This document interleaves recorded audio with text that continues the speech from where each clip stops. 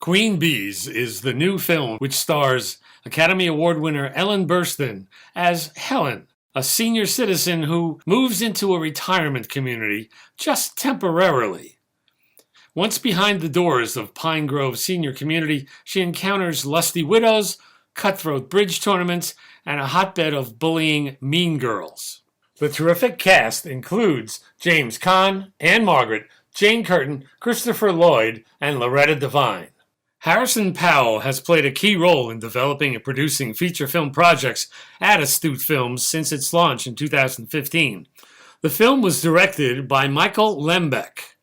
As an actor, Mr. Lembeck has appeared in over 200 episodes of half-hour comedy television. As a director, he has helmed over 400 episodes of comedy television during his career, including episodes of Friends and Mad About You. Can I begin with a quote that I found when talking about Ellen Burstyn, and it was when she was doing Requiem for a Dream. This is in the notes that I have, where Darren Aronofsky said, "quote It's never too late to become what you might have been," and that's such a wonderful quote that applies to the movie. Was the movie originally titled that? Yes, it was originally titled Never Too Late. And that was one of the big ideas behind it, in terms of it's never too late to make friends, to find love, to have fun. We wanted to make sure that that message just resonated throughout the entire story. Good. And this is a message that it's great that we'll begin with you, Harrison, because this is a personal story. So can you tell us the background of that? Sure. So my wife's grandmother, her name is Sparky. We don't know how she got that name, and she refuses to tell us how she got that name. But Sparky, a few years ago, moved into a retirement community after losing her husband, and realized quickly it was like high school all over again. It was full of dating and flirting and cliques, and she wanted nothing to do with it. And we encouraged Sparky to slowly dip her toe in the water and start meeting people. And sure enough, she did. And she met a guy, and they fell madly in love, and they got married. And so when all this happened, and when I was at the wedding, I thought, this has to be told. This is such a great story. And as we started uncovering and going deeper into the story, just hearing their story, but also just hearing other people's stories of what is happening at some of these communities and in this season of life, I realized this is just something we need to tell and celebrate. So when you take an idea for a project like this, kind of encapsulate sort of the steps that you have to take to get this up on the screen. It's a long process.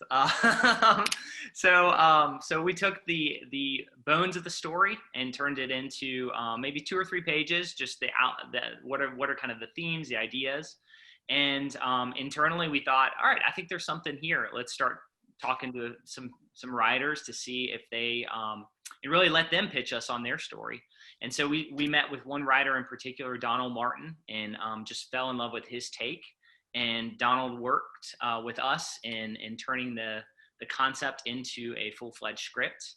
And then we got introduced to Lem, who came in with just notes and dog ears, and not only that, but a lot of passion for the story and his take on it, and his thought on how we could capture not only the heart but the humor, and also the cast that he envisioned.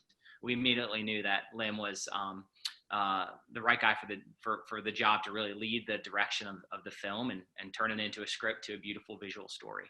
Now, I'm also told that they say in film school, never write a screenplay with a specific actor in mind, because the chances of getting them are 1 in a trillion.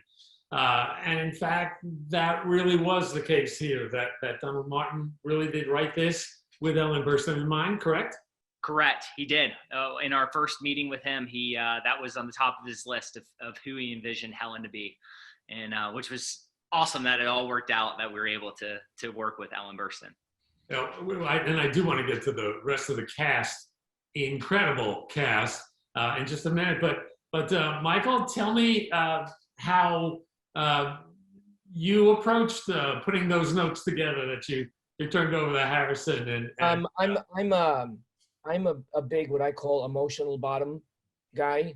I don't feel if it's a romp for 100 pages or or a doom and gloom or a sci-fi or a visual effects, any of those movies, for me, they only mean something if they have an emotional bottom. I think the reason I loved Iron Man so much, which is not necessarily what I go to see, is because I cared for the characters so much because they created a story in which um, I invested in their journey during those 2 hours. And I read the script and I thought one of the things that was really lacking was a real substantial investigation of emotional content. So when I had my 11 pages of notes and many dog-eared pages when I met um, Harrison and his associates, I wanted to take them through what I thought was there, what I aspired to do, were I chosen for the role of director in this movie, and how important it was for me to really substantially explore what the emotional ramifications are of becoming this age, what it means mentally and socially and therapeutically and healthfully, and what it means in terms of your own love and friendship and what you are allowed to be entitled to. You don't hit a certain age and you're not entitled to be happy or have love anymore. And I really wanted to make sure all those dynamics and all that thematic material was really, really explored. And Dominique and Harrison let me do that in the subsequent work that I did as based on the pitch when I first met them.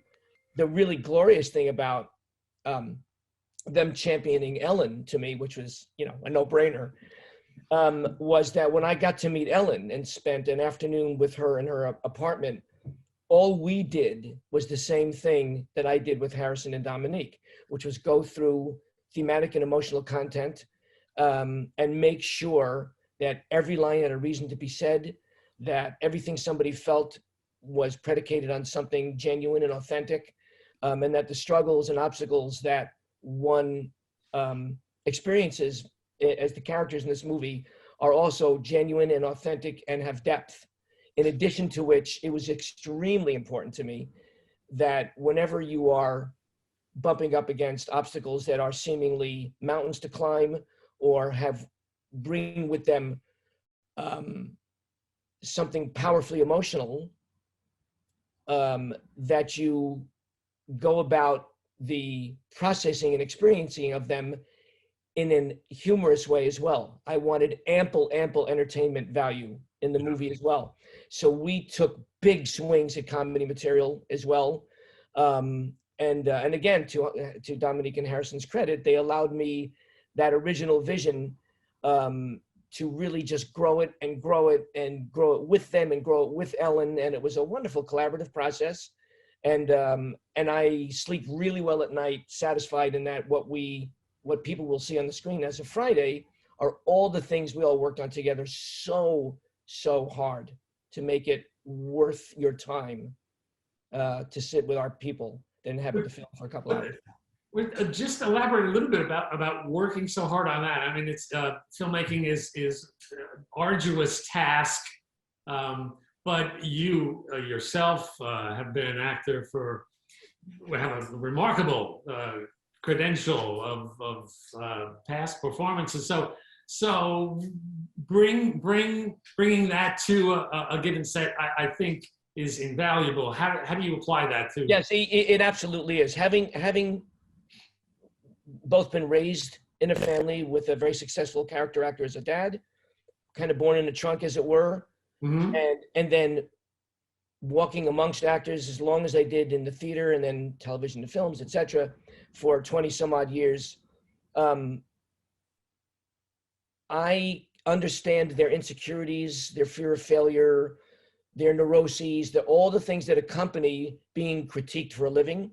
One of the unique elements of what we all do, unlike any other job profession on the planet, except maybe chef, is everything we do is critically analyzed.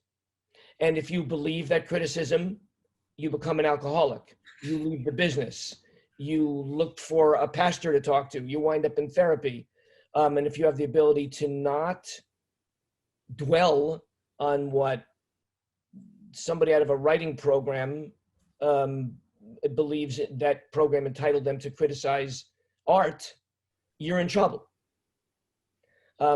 So I actually have kind of lost the train here of what we were talking about. I want to make sure I respond. Well, it's just applying your past and your Yes. So when I walk into a set, the first thing I do is something I call taking the emotional temperature of the room. And I literally go, and I can tell in moments who wants to be there, who had a bad night, who broke up with their boyfriend, who's ill, who doesn't want to improvise, they just want to do 2 takes and leave. And my experience and wisdom of being, again, walking amongst them for 20 years successfully, and by that I mean I worked all the time. I was a lunch pail hard hat actor. I just went where the work was. I developed an instinct and an intuition as to how people want to work, when they want to work, etc. And it is much to my advantage to be able to do that. And I can actually see their problem before they see it. This is an incredible ensemble cast. Let me move over back to Harrison. So Harrison, did you put that together? Did you and Michael get together and put all those people in those seats? That's an amazing cast. All props to Lem. He drove the train on that in terms of his relationships, his willingness to meet with cast and share the passion and the vision for the story. And I think they felt heard not only in those meetings, but they felt heard on set. So seeing not only the actors, I feel like the crew also felt heard and appreciated. And Lem really set that temperature in that environment. So all the credit and props to Lem and helping get that cast on board. Yeah, but you know what? You know what's really fun about that, Professor John, is there came a time when we were in Atlanta where we were now casting all the peripheral roles, some of them bigger than others, all of them, in my estimation, extremely important. And one of the great joys is when you're sitting in a room as the director in the captain's chair, and you have with you your muscle, your producers, the people who created this, the origin of this story, and are rooting like I am for the next person to come in and be the one. There's this wonderful moment where the 3 of us are sitting there, and an actor walks in, and you hold on to revealing anything about what you think, and then they leave, and then the 3 of us turn to each other, and that's the guy. Oh my God, you're going to be great. And there's a great joy in that moment. So yeah, I mean, I did bring a lot of people to this, and a lot of who I brought to it are in it, and some didn't get there. But you're exactly right. In addition to the stellar names there, the additional characters are great. For example, if I may, Alex Mappa, who he is delightful. His scene in the car with Ellen is and you know what? And hopefully Harrison remembers this as well as Dominique. But there was some resistance to Alec because as I began to bring in people like and Margaret and Chris Lloyd and some of the people that I called myself, they didn't know. They were not that familiar with Alec. I had worked with Alec 3 times prior, and also was a good friend of his, and I knew what he would bring to this. And in its original inception, and what it became, I tailored for Alec. And as soon as they met him and saw what he was doing, they were so happy. He is so truly gifted comedically. And as you saw in that scene with her in the car, he's such a wonderful actor. So sometimes, and all of us at one point or another, us being the 3 of us, I had to at some point take a leap. And they gladly took that leap with me. It took a little push-pull to get Elizabeth Mitchell in there, but once they saw her and met her, they were in love. Wow. And I had the privilege of working with her several times before, so I knew that she might be really wonderful for this. And so it was, and there's always that. But again, that yes, I may have driven part of the journey, but the other engineers were with me at all times. Okay. And the story got better each milestone, which excited me. So we had a concept, then a script, then Lem, then the cast, and then Lem working with the cast, bringing in all the research we did, going to all these retirement communities and seeing some of these stories saying, oh, or this location, we got to, like, it just got better and better and better, which was, it's true. What he's saying is really important. We went in thinking one thing, and as we began our location scouting and our, as he said, deep dive into what goes on in these places and informing ourselves, we found stories we never expected, and mined them and developed them and made them part of our story, because they're based on something very real in these places, and we took full advantage of that. Oh, that's great. You shot outside of Atlanta. Tell us why you chose this specific location. And I understand that some of the residents are actually in the film. Harrison, do you remember the name of the place we shot in? I don't. So I'm born and raised in Atlanta, and our financier's in Atlanta, and so there were just a lot of ties, but with the tax credits as well, Georgia's become a great place to film in that regard. And so the two places we ended up shooting, one was called Kingsbridge Retirement Community, and the other was called Park at Duluth. Overall, we looked at 40 different places. A lot of places. And what was great is meeting with these executive directors, and they would just bring us into the room and share stories. Like this person, they almost sometimes felt like the principal, which was a lot of fun. And the stories were ribald. They were all the mythology about what goes on in these places, the healthier, well-run places, is all true. Oh my God. You know what, John? When Jimmy showed up at the place we were shooting Con, yes, it was like open season. They poured out of the rooms looking for him. He was their next husband. And it was unabashedly, unselfconsciously, where is that guy? I'm going to make him mine. Season on James Caan. Yeah. They made sure to walk by, where we were shooting, or try and get to meet him and flirt with him, and everything we heard about how some of the groups of people there sneak in their alcohol or sneak into each other's rooms. It's going on there. They have spare time. They have lots of recreational activities. Where some of the film, I'm not giving anything away at the end, but of the credit sequence, there's photographs. Yes. Are those? So those are real, never too late moments. Real moments of people finding love later in life. The very first picture is actually my wife's grandmother with her husband. And Sparky and Don? Sparky and Don. Yep. Sparky and Don. And so, and they're going to have a little red carpet event at their retirement community in Jacksonville this weekend. So. I didn't know that. That's fantastic. Yeah, it just got cleared with distributor and everything. So I love it. They're getting a red carpet. And so they sent flyers out to all the residents saying it's inspired by Sparky and come out. Oh, she's going to be queen for a day, man. She'll be queen for a day. And she just turned 90 this year. So absolutely good for her. There's the place looks wonderful, but of course that's not an accident.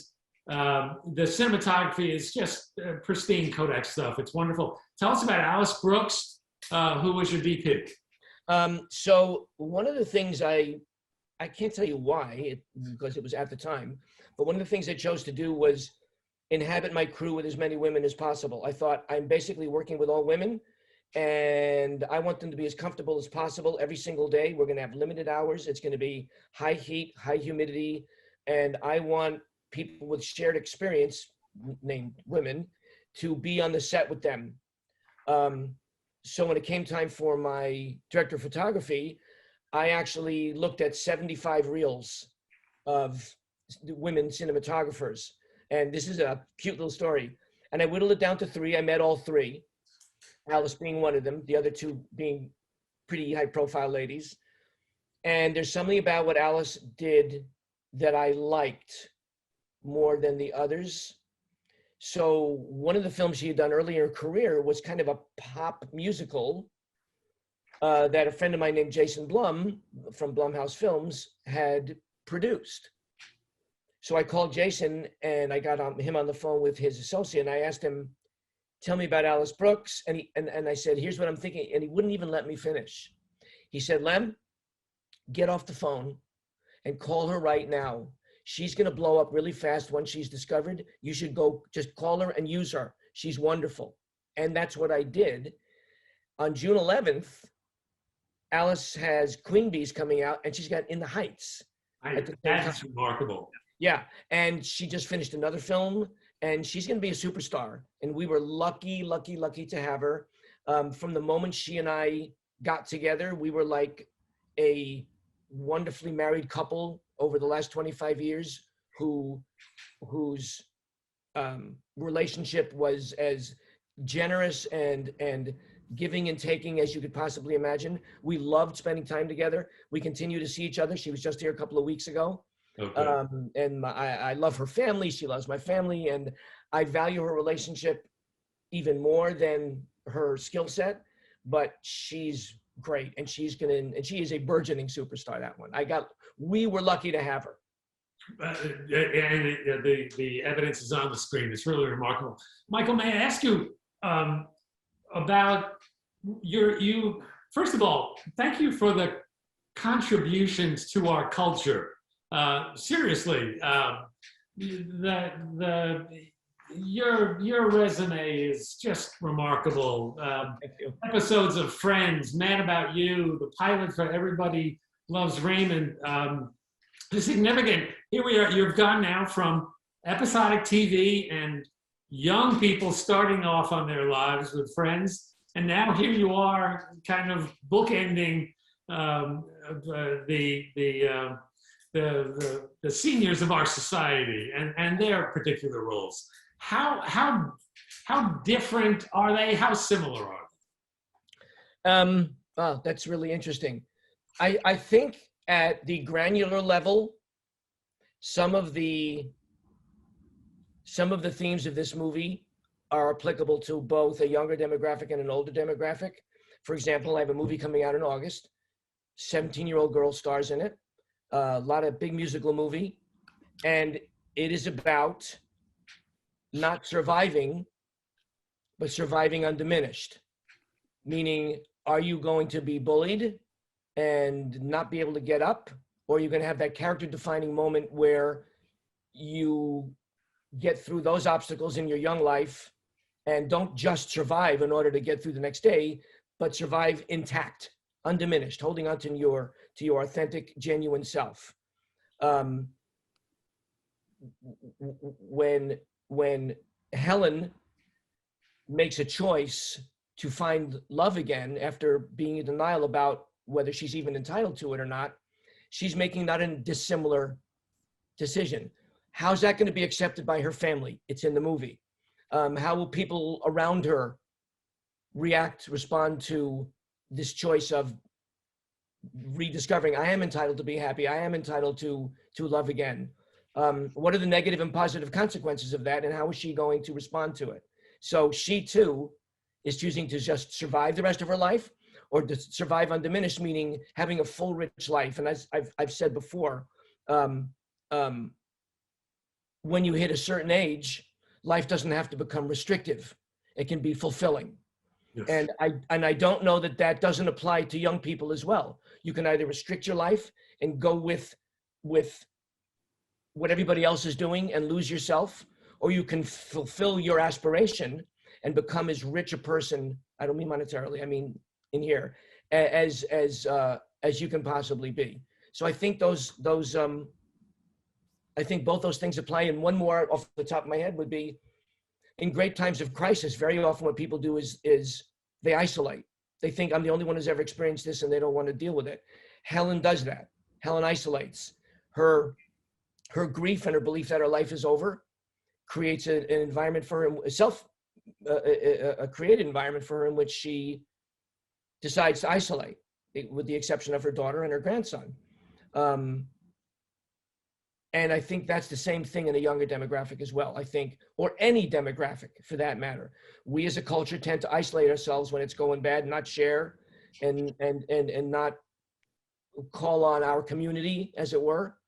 And both in this young movie I just finished and in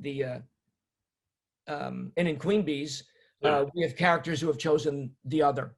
It's a wonderful it's a wonderful relationship between the two. I mean, her and her grandson, Ellen Burstyn and her grandson, have a dynamic devoutly to be desired.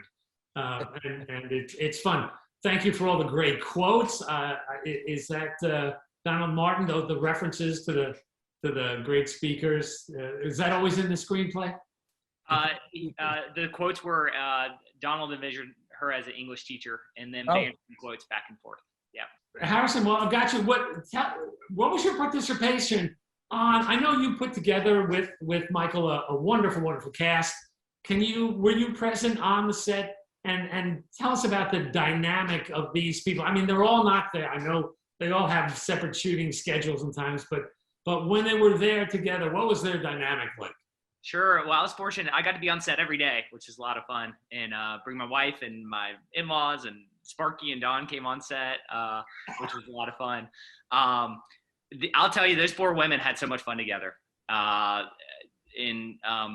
One of my producing partners, she was at the hotel and saw them all hanging out at the bar together, and they would do something called cul-de-sac parties because their hotel rooms were at the very end of the building. So it was like a little cul-de-sac, and they would all get a bottle of wine and go over to one person's house unit and just hang out.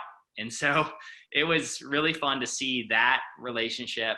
And then you mentioned Ellen and the Matthew Barnes, who played the grandson. Yes. They formed such a great relationship outside of shooting, where he spent time with her up at her place and giving her advice. And so it was really neat to see the relationships that formed. And again, to testament to Lem of creating that kind of environment where people felt heard and cared for. Life imitates art. It's great. We have just a few minutes left. And I would like to ask you, because, well, you've made them teachers, and because our members are educators, I'll ask each of them my final question. Harrison, since you're here, what did you learn what's your biggest memory and message of working on this project? You to ask me this one first. Wow. Patience. Film patience. In movie making, that's the number one ability to have. It takes time. And I think also what I learned, which I think helped me because of not having patience at times and wanting to see it made. I started at the very beginning with almost a internal press release, if you will. And it was really just for me, because if it didn't excite me, then I'm going to put a lot of time and energy into this. Mm-hmm. And so when I kind of thought through it, the idea of almost Mean Girls meets Golden Girls, that really excited me. And so having that kept me going, but then also kind of pitching that a little bit to some of the team members, got them excited on board, distributor pitching them. And that's actually one of the reasons why it's Queen Bees, the title. So that kind of internal motivation, like forcing myself to create that press release at the beginning, I think was something that I heard somebody encourage me to do. And I'm really glad that they did. Thank you. And Michael, what's your takeaway here? What's my takeaway? My God, you got an hour? Think about 6 minutes.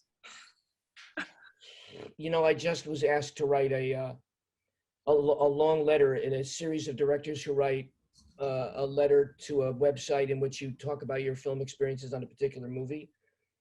And as I sat down to write, I found myself writing a love letter to Ellen.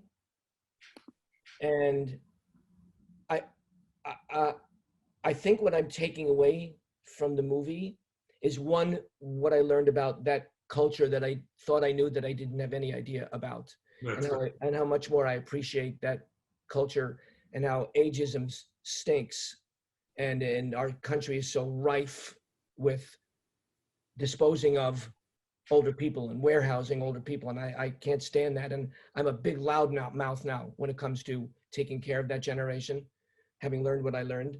But the biggest takeaway is the experience of working with who I consider one of the greatest actors in American history. Mm-hmm. And the friendship I have with her, how often we speak, how often we share private and personal things. That relationship is a treasure. to me. I've always had a wonderful relationship with AM. Loretta is new to me. Chris, I knew Mappa, but Ellen was new to me. And that new relationship is a privilege and a treasure. Yeah, and she clearly is a national treasure. Yeah. Thank you for focusing on an often overlooked part of our culture and society, and doing it with a lighter touch. So I thank you both for the film. I thank you both for joining us today. I wish you all the best success with the film. Where and when is it opening? Opening all across the nation, June 11th. Which And on theaters near you and streamers. Theaters And- near you and on premium on demand. Exactly. You can't miss it. Yes. Can't miss it. Go see it. You will love this. It's what our culture needs right now. Absolutely. So thank you again for providing it. We really do appreciate it. Thank you so much for your time today. Good luck with it. Welcome. Thank you. Bye-bye. Thank you. Bye, guys.